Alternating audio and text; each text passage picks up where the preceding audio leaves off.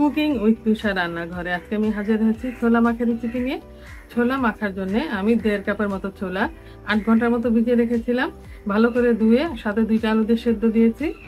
তেঁতুল নিয়েছি, টমেটো, লেবু, ধনিয়া পাতা, আদা কুচি, ভাজা জিরা গুঁড়া, ভাজা ধনিয়া গুঁড়া, চটপটি মশলা, শসা, কাঁচামরিচ, পেঁয়াজ আর কিছু খোসা ছাড়ানো ছোলা নিয়ে নিয়েছি।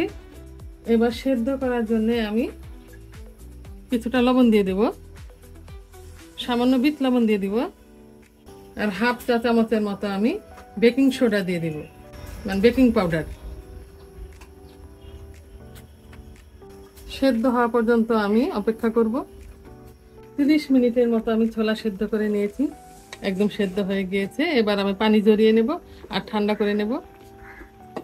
এবার আমরা ছোলাটা মাখিয়ে নেব। প্রথমে আমি 2 চা চামচ তেঁতুলের মাড় দেব, প্রথমে ভিজিয়ে রেখেছিলাম। একটুখানি লেবুর রস দিব,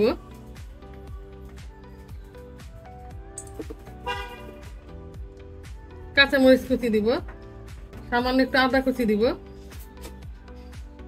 এখানে খোসা ছাড়ানো ভিজানো ছোলা আছে দিয়ে দিব, পেঁয়াজ কুচি দিব, কিছুটা টমেটো কুচি দিব, শসা কুচি দিব, ধনিয়া পাতা কুচি দিব,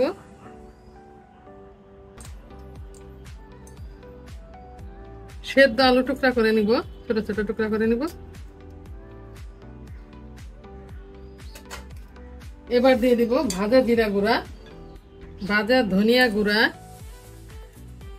ভাজা জিরা গুঁড়া আর হচ্ছে চটপটি মশলা। ভালো করে মিশিয়ে নেব।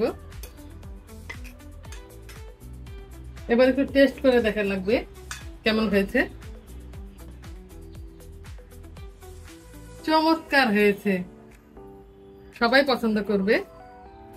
টকের পরিমাণটা একটু বেশিও দিতে পারেন, একটু কমও দিতে পারেন। অনেকে আলুটা বেশি দেয়, আমি আলুটা কম দিয়েছি। আজ এ পর্যন্তই। আগামী দিন অন্য কোনো রেসিপি নিয়ে হাজির হব। আল্লাহ হাফেজ।